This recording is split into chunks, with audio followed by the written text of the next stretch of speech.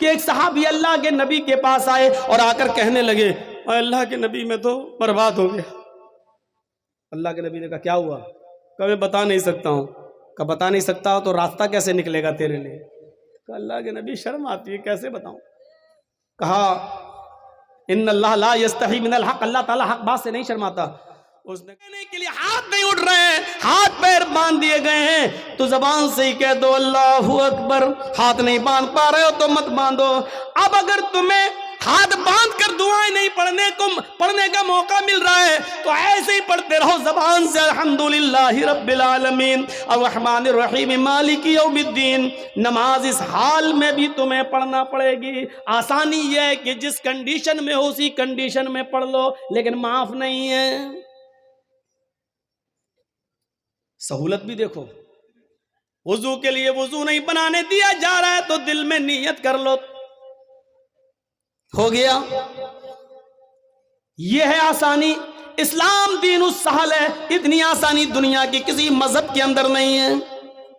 سفر میں رمضان کا روزہ نہیں رکھ سکتے ہو، سفر میں ہے، جا رہے ہو، چھوڑ دو، کوئی مذائقہ نہیں۔ وَإِن كُنتُمْ فِي سَفَرٍ، اگر تم سفر میں ہو تو تم اس روزے کو چھوڑ دو۔ جب سفر پورا ہو جائے، بعد میں جتنے روزے تمہارے چھوٹے ہیں وہ رمضان کے بعد انہیں پورے کر لو۔ میرے بھائی، یہ قرآن اس بات کی اجازت دیتا ہے، شریعت اس بات کی اجازت دیتی ہے۔ آج تمہیں ایک آسانی دین کے اندر سہولت کا ایک منظر دکھاؤں کہ ایک صحابی اللہ کے نبی کے پاس آئے اور آ کر کہنے لگے اے اللہ کے نبی میں تو برباد ہو گیا۔ اللہ کے نبی نے کہا کیا ہوا؟ کہا میں بتا نہیں سکتا ہوں۔ کہا بتا نہیں سکتا ہو تو راستہ کیسے نکلے گا تیرے لیے؟ کہا اللہ کے نبی شرم آتی ہے، کیسے بتاؤں؟ کہا ان اللہ لا یستحی من الحق، اللہ تعالیٰ حق بات سے نہیں شرماتا۔ اس نے کہا اللہ کے رسول، روزے کی حالت میں بیوی سے ہم بستری کر لی۔ رمضان کا روزہ تھا، فرض روزہ میں رکھا ہوا تھا اور روزے کی حالت میں بیوی سے ہم بستری کر لی۔ اللہ کے نبی نے کہا اوف، تو چلیے ہو گئی غلطی، کوئی بات نہیں، کفارہ ادا کر دو۔ کفارہ مطلب پراشچت، کفارہ ادا کر دو، اس کا دنڈ ہے، اسلام نے بتایا ہے، وہ پورا کر لو۔ کہنے لگا نہیں معلوم کیا ہے؟ اللہ کے نبی نے کہا ایک غلام آزاد کر دو۔ ایک غلام، اس زمانے میں آدمی عورتیں بیچے جاتے تھے، خریدے جاتے تھے، اللہ کے نبی نے کہا ایک غلام آزاد کر دو۔ کہتا غلام؟ کہاں؟ کہ اللہ کے رسول مجھے تو خود دوسرے کی زندگی ہو گئی، غلامی کرتے کرتے دوسرے کی غلامی کرتے کرتے پوری زندگی ہو گئی ہماری، میں کیسے غلام خرید کے آزاد کر دوں؟ نہیں کر پاؤں گا۔ اللہ کے نبی صلی اللہ علیہ وسلم نے فرمایا اچھا تو غلام آزاد نہیں کر سکتا؟ کہ نہیں، تو دوسرا آپشن بھی ہے۔ کہ کیا ہے؟ کہ تم 60 روزے رکھو، شہرین متتابعین، مسلسل، کنٹینیو، ریگولر۔ کتنے روزے رکھو؟ 60۔ اس نے کہا 60؟ کہ یہ بھی نہیں ہو پائے گا، وہ بھی کنٹینیو سمجھ رہے ہیں نا؟ اگر 55 روزے 55 روزے رکھ لیے اور ایک چھوڑ دیا، نہیں ایک دن سستا لیں بعد میں پھر رکھیں گے، ایک چھوڑ دیا تو 55 بیکار، اب پھر 1 سے 60 رکھو۔ اگر بخار آ گیا، بیمار ہو گئے، کوئی بات ہو، وہ ایک الگ بات ہے، وہ ایک مجبوری ہے۔ لیکن سوچو جو لوگ روزے کی حالت میں، جن کی نئی شادی ہوتی ہے، اس لیے ان سے کہا کہ زیادہ روزے کی حالت میں تھوڑا دور ہی رہو، روزے کی حالت میں بیوی سے۔ کیوں کہا؟ کیونکہ نئی شادی ہوئی ہے، تھوڑا قریب آؤ گے، دل بہک گیا، کہیں ایسا نہ ہوگی روزہ ہی خراب کر بیٹھو۔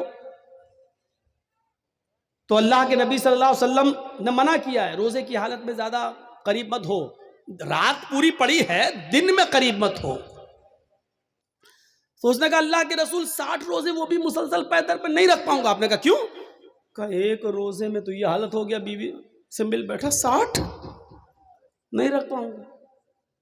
ایک روزے پہ تو صبر نہیں ہو سکا، 60 میں کون کر لے گا؟ نہیں ہو، یہ بھی نہیں ہو، میری طاقت سے باہر ہے۔ اللہ کے نبی نے کہا اچھا تو تیسرا آپشن بھی ہے تمہارے لیے۔ کہا کیا؟ آپ نے کہا 60 مسکینوں کو کھانا کھلاؤ۔ بڑا دلچسپ واقعہ ہے، 60 مسکینوں کو کھانا کھلاؤ۔ کہتا ہے 60؟ کہاں؟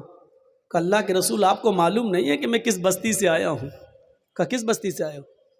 کہ اللہ کے رسول میں فلاں فلاں بستی کا رہنے والا ہوں اور میرا حال یہ ہے کہ صبح اگر کھا لیتا ہوں تو شام کو بھوکا سوتا ہوں، اور شام کو اگر کھانے کو مل جائے تو صبح نہیں ملتا ہے، ایک ٹائم نصیب ہے ایک ٹائم نہیں، اور آپ ہم سے کہہ رہے ہیں 60 مسکینوں کو کھانا کھلاؤ، ارے ہمیں تو 2 ٹائم کھانا نصیب نہیں ہو رہا، 60 کو کہاں سے کھلاؤں گا؟ اللہ کے نبی نے کہا یہی 3 راستے تھے، چلو ایک اور راستہ نکالتا ہوں تمہارے لیے۔ نماز کا وقت ہوا، نماز پڑھنے صحابہ آئے، نماز کے بعد آپ نے صحابہ کو بتایا تمہارے بھائی کو ایسی ایسی پریشانی ہو گئی ہے، اس کے لیے کچھ مدد کرو، کچھ چندہ اندہ کرو۔ صحابہ نے چندہ کیا، کوئی 2 کھجور لایا، کوئی 5 کھجور لایا، کوئی 10 کھجور لایا، 10 کلو کا ایک ٹوکرا بھر گیا کھجوروں کا، اتنا بڑا ٹوکرا۔ اللہ کے رسول نے کہا لو یہ تمہارے بھائیوں نے تمہاری مدد کی ہے، چلو اس 10 کلو کھجوروں کے ٹوکرے کو اٹھاؤ، اپنے گاؤں میں لے جاؤ، اپنے قبیلے میں، اور وہاں جتنے غریب ہیں ان میں تقسیم کر دو، تمہارا کفارہ ادا ہو جائے گا، جاؤ۔ ہنسنے لگا۔ اللہ کے نبی نے کہا کیوں ہنس رہے ہو؟ کہ اللہ کے رسول آپ نے کہا اپنے گاؤں میں لے جاؤ اور غریبوں میں بانٹ دو۔ کہاں؟ کہا اللہ کی قسم مجھ سے زیادہ غریب میرے پورے گاؤں میں کوئی ہے ہی نہیں۔ کیا بولا؟ اللہ کی قسم، اللہ سے، اللہ کی قسم پورے گاؤں میں مجھ سے زیادہ غریب میرے پورے گاؤں میں کوئی نہیں ہے۔ یہ سن کر اللہ کے نبی بھی ہنس دیے، صحابہ بھی ہنس پڑے۔ اللہ کے نبی نے کہا اچھا جاؤ تم ہی کھا لو اور اپنے بچوں کو کھلا دو، جاؤ کفارہ ادا ہو جائے گا۔ گناہ بھی کر بیٹھا، وہ جس کو کہتے ہیں ہم بستری بیوی سے ہم بستری بھی کر بیٹھا، بڑا گناہ کر بیٹھا، غلام آزاد کرنے کی بھی طاقت نہیں رہی، 60 روزے بھی نہیں رکھ سکتا، مسکینوں کو کھانا بھی نہیں کھلا سکتا۔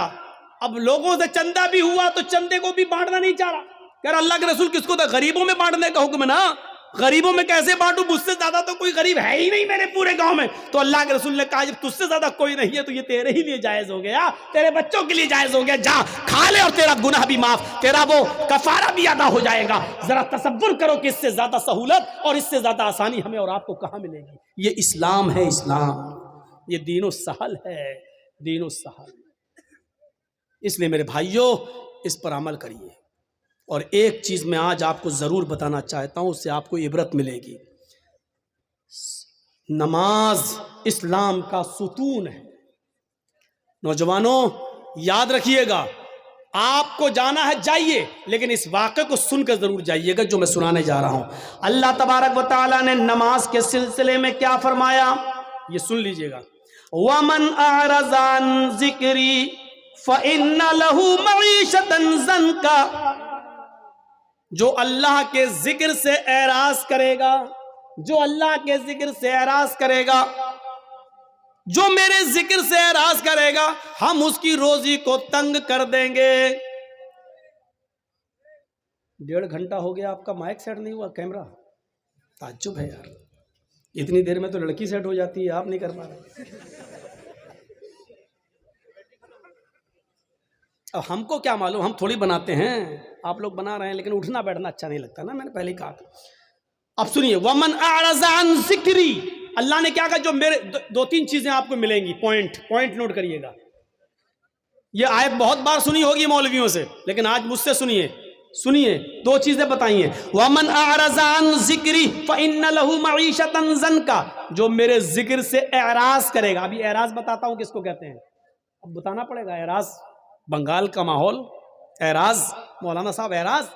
وَمَنْ أَعْرَضَ عَنْ ذِكْرِي فَإِنَّ لَهُ مَعِيشَةً ضَنْكَ، جو میرے ذکر سے روگردانی کرے گا، منہ پھیرے گا، ہم اس کی روزی کو تنگ کر دیں گے۔ اللہ نے یہ نہیں کہا روزی بند کر دیں گے، 2 چیزیں ہیں۔ اللہ نے کیا کہا؟ روزی تنگ کر دیں گے، یہ نہیں کہا روزی بند کر دیں گے۔ روزی تو ملے گی لیکن تنگ کر دیں گے۔ تنگ کا مطلب ٹائٹ۔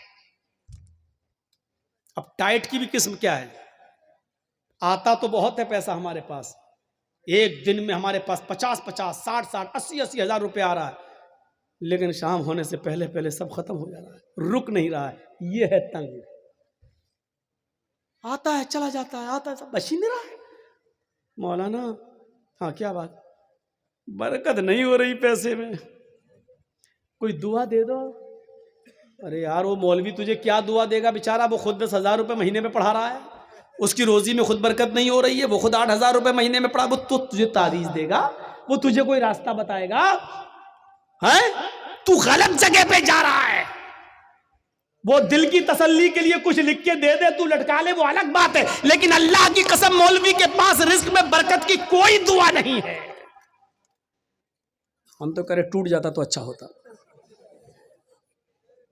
مولوی کے پاس کوئی دعا نہیں ہے، اللہ نے صاف کہہ دیا اگر روزی میں برکت چاہتے ہو تو یہ طریقہ اپناؤ، وَمَنْ أَعْرَضَ عَنْ ذِكْرِي فَإِنَّ لَهُ مَعِيشَةً ضَنْكَ، جو میرے ذکر سے اعراض کرے گا۔ یہاں ذکر سے مراد نماز ہے، ذکر سے مراد نماز ہے۔ دیکھیے اللہ نے قرآن میں دوسری جگہ کہا فَإِذَا نُودِيَ لِلصَّلَاةِ مِنْ يَوْمِ الْجُمْعَةِ فَاسْعَوْا إِلَىٰ ذِكْرِ اللَّهِ یا ایھا الذین آمنوا اذا نودی للصلاۃ، اے ایمان والو جب تمہیں جمعے کی نماز کے لیے بلایا جائے، اذا نودی للصلاۃ، جب تمہیں نماز جمعہ کے لیے آواز دی جائے یعنی اذان ہو، فاسعوا الی ذکر اللہ، تو تم دوڑ پڑو کہاں؟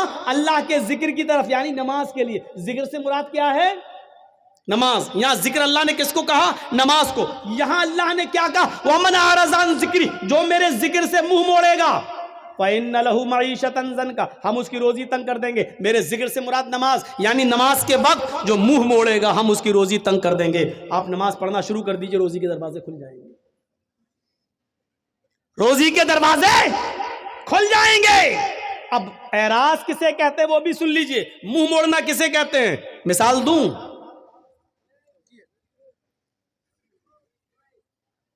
ہمارے نوٹ بھیگ گئے، ہمارے پاس 2-2 ہزار کے نوٹ کی ایک گڈی ہے اور رکھی ہوئی ہے گھر کے آنگن میں، کھلا ہوا ہے، اور بارش ہو رہی ہے، ہم کیرم بورڈ کھیل رہے ہیں۔ لوگوں نے کہا رے بارش ہو گئی ہے، وہ دیکھو نوٹ بھیگ رہے ہیں۔ اس کو کہا جائے گا نوٹوں سے اعراض کرنا۔ نہیں سمجھے؟ ایک اور مثال سمجھاتا ہوں۔ بچہ رو رہا ہے، بھوکا ہے، بچہ رو رہا ہے، بھوکا ہے، اس کو ماں کے دودھ کی ضرورت ہے، اور اس بچے کی ماں ٹی وی کا سیریل دیکھ رہی ہے، کون؟ وہ کیا، ساس بھی کبھی بہو تھی،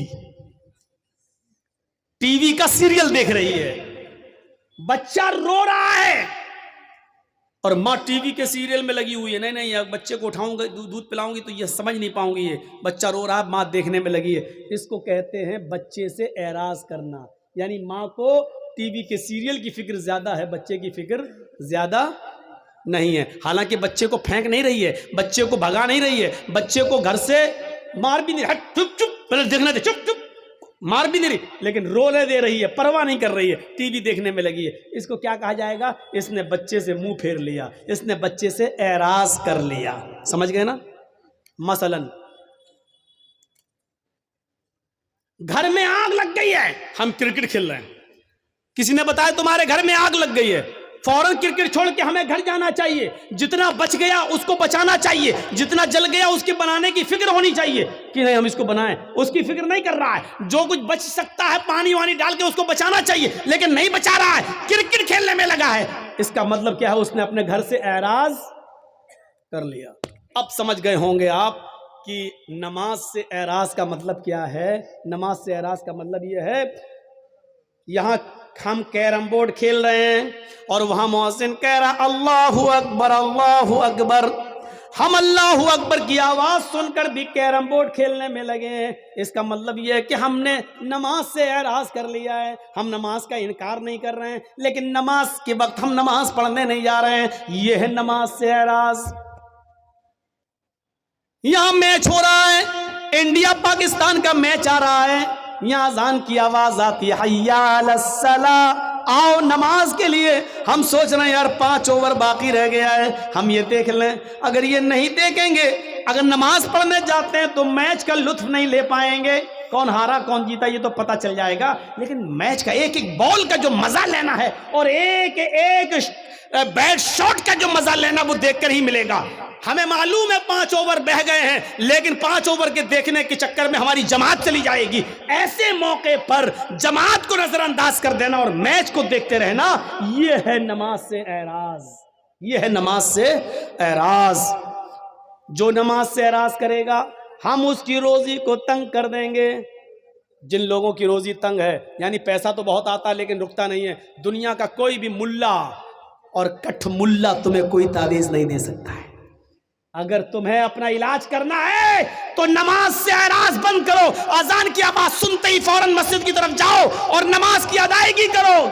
اللہ سے کے ذکر سے اعراض کا بھیانک انجام کیا ہوتا ہے، اس انجام کی طرف میں تمہیں لانا چاہتا ہوں۔ آپ نے نام سنا ہوگا، اتر پردیش میں ایک ضلع ہے جس کا نام ہے غازی آباد۔ بائی روڈ جب آپ غازی آباد سے دلی جائیں گے، بائی ٹرین کی بات نہیں کر رہا ہوں میں، بائی روڈ جب آپ غازی آباد سے دلی جائیں گے تو غازی آباد اور دلی کے بیچ میں ایک قصبہ پڑتا ہے جس کا نام ہے لونی، جس کا نام ہے لونی۔